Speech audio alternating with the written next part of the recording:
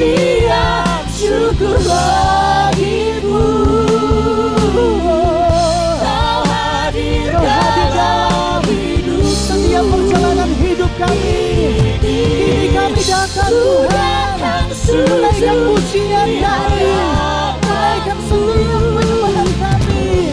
mencipu, ku sembah Kau ya lagu, ku tinggikan namamu selalu. Semua lidah dan mengaku, Engkaulah Yesus, Tuhan Raja. Engkaulah Yesus, Engkaulah Yesus, Tuhan Raja. Engkaulah Yesus Tuhan, Engkaulah Yesus, Tuhan Rajaku. Engkau baik, sangat baik, kasih setiamu tak pernah berubah. Engkau baik, sangat baik, kasih setiamu tak pernah berubah.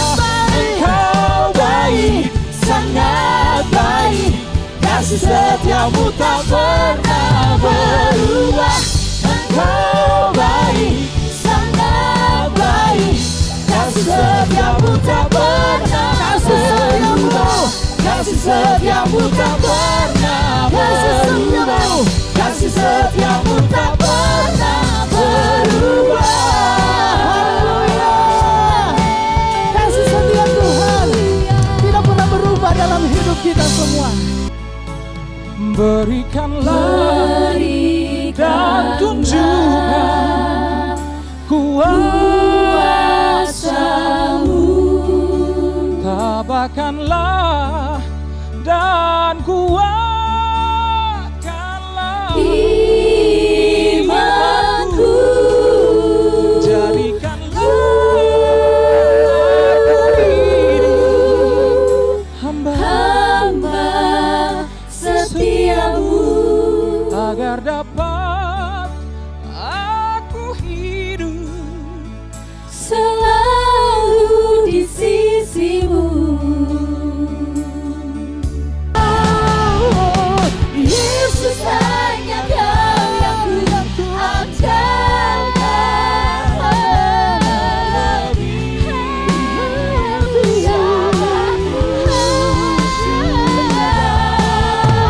Yesus, hanya Kau yang ku percaya. Di setiap waktu tiada lain yang ku andalkan selain Kau, Yesus. Amin. Terima kasih Bapa, kami akan mendengar firman Allah. Tuhan, urapi perkataan-perkataan firman dengan Roh-Mu yang kudus. Urapi telinga yang mendengar dengan Roh-Mu yang kudus. Sehingga setiap kami semua ya Tuhan, dapat ya Tuhan menerima penguatan dari surga. Ketika kami merenungkan, mempercayai akan perkataan firman-Mu. Terima kasih Bapa, kami membuka hati buat firman Allah di dalam nama Tuhan Yesus Kristus. Kami bersyukur dan berdoa. Haleluya. Amin. Silakan. Nah, pada pagi hari ini menjelang siang hari ini kita akan membaca firman Tuhan di dalam Kisah Para Rasul pasal yang ke-20 ayat 22 sampai 24, hidup sebagai tawanan roh. Ya, ini tema kita, hidup sebagai tawanan roh. Demikian perkataan firman Tuhan. Tetapi sekarang sebagai tawanan roh aku pergi ke Yerusalem. Dan aku tidak tahu apa yang akan terjadi atas diriku di situ. Selain daripada yang dinyatakan roh dari kota ke kota kepadaku bahwa penjara dan sengsara menunggu aku.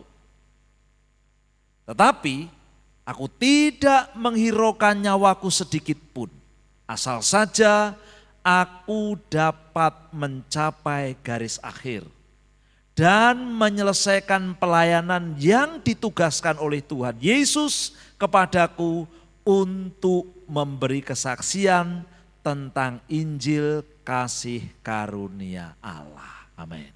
Haleluya. Ini adalah kesaksian dari Rasul Paulus. Setelah melayani pelayanan dan dalam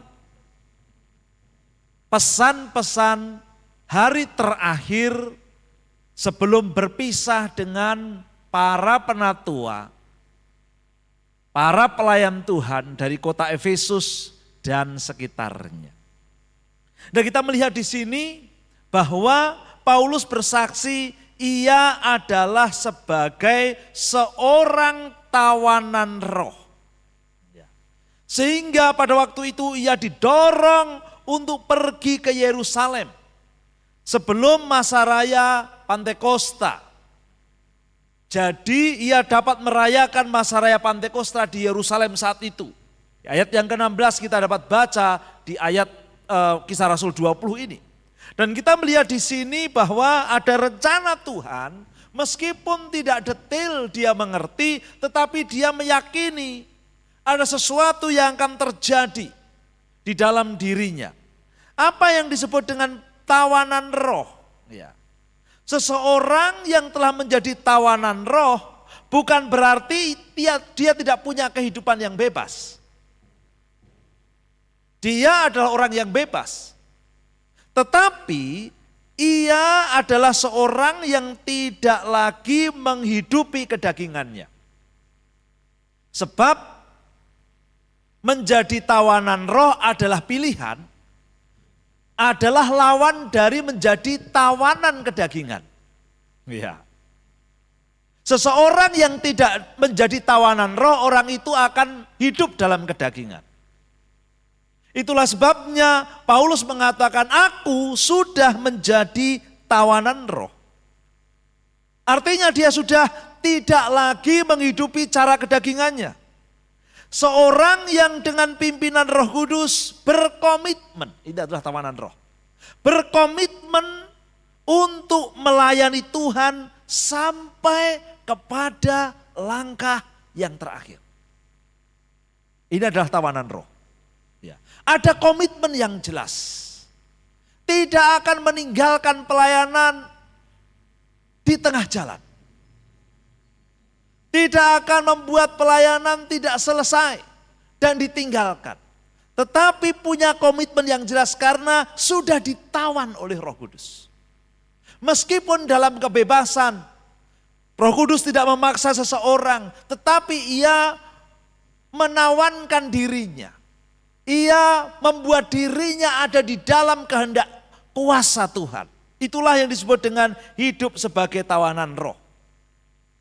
Sebagai tawanan roh kita memiliki sukacita. Paling tidak senang memiliki kehidupan sebagai seorang tawanan roh. Jauh lebih sukacita daripada yang ditawan dengan kedagingan.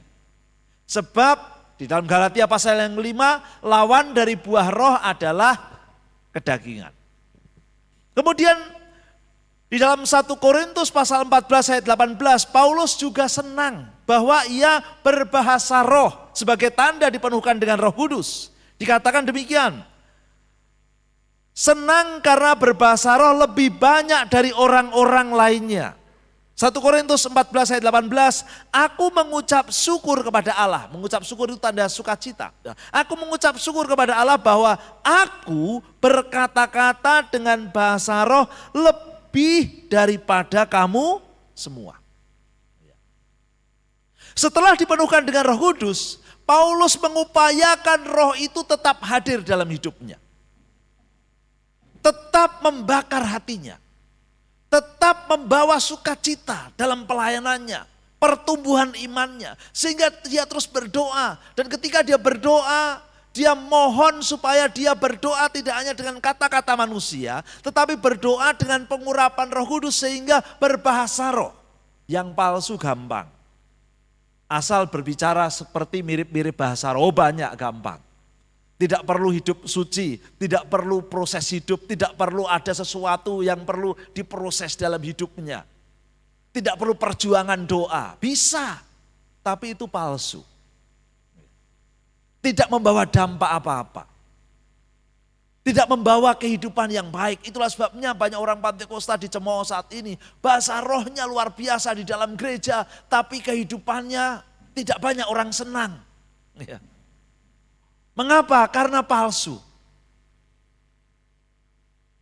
Kedengarannya mirip, tapi bukan dari Tuhan. Tapi yang dari Tuhan mendatangkan sukacita. Paulus juga mengalami sukacita senang karena Tuhan memperlengkapi dengan mukjizat yang extraordinary. Bukan mukjizat yang biasa. Senang diperlengkapi dengan mukjizat. Senang diperlengkapi dengan kuasa Tuhan. Ini adalah orang yang hidup dalam tawanan roh. Ya. Senang menerima kuasa yang dari Tuhan. Namun seseorang yang hidup dalam tawanan roh juga menghadapi tantangan. Hidup sebagai tawanan roh juga menghadapi tantangan yang harus direspon. Harus dijawab. Sebab Roh Kudus tidak memperlengkapi kita dengan maksud supaya memanjakan kedangingan kita. Kenyamanan hidup kita dan keinginan mata kita. Tidak. Roh Kudus mengurapi kita dengan maksud yang jauh lebih penting. Yang jauh lebih berharga dalam rencana Tuhan. Dan dari pengalaman yang dialami oleh Rasul Paulus, bahwa berjalan bersama Roh Kudus sebagai seorang yang berkomitmen menjadi tawanan roh adalah mengalami penjara dan sengsara. Itu sebabnya kalau kita membaca ayat yang ke-23, ya, ayat yang ke-23 firman Tuhan mengatakan demikian, selain daripada yang dinyatakan Roh Kudus dari kota ke kota kepadaku bahwa penjara dan sengsara menunggu aku. Seorang pahlawan sejati tidak mengakhiri hidupnya di masa pensiun, tetapi menghembuskan nafas terakhirnya di medan pertempuran. Itulah pahlawan sejati. Sang Rasul memilih untuk menyelesaikan tugas sampai akhir. Meskipun harus membayar harga yang sangat mahal, yaitu nyawanya sendiri. Di dalam ayat yang ke-24 dari bacaan kita, Kisah Rasul 20. Tetapi aku tidak menghiraukan nyawaku sedikit pun. Asal saja aku dapat mencapai garis akhir dan menyelesaikan pelayanan yang ditugaskan oleh Tuhan Yesus kepadaku. Ini pilihan yang dipilih oleh Rasul Paulus. Sebagai seorang tawanan roh, Paulus memberikan contoh teladan bagi kita semua bahwa hidup ini adalah tantangan yang kita harus merespon dengan serius, terutama ketika kita diurapi oleh Tuhan, ketika kita dijamah oleh Tuhan, ketika kita dipanggil oleh Tuhan. Selesaikan tugasmu, apapun bayaran yang harus kita bayar. Dan ini adalah panggilan Tuhan buat kita semua. Kita bersyukur 55 tahun Tuhan bersama kita. Tapi kita belum menyelesaikan tugas kita. Mari jalan terus bersama dengan Tuhan. Sampai kepada langkah yang terakhir. Tuhan memberkati kita semua.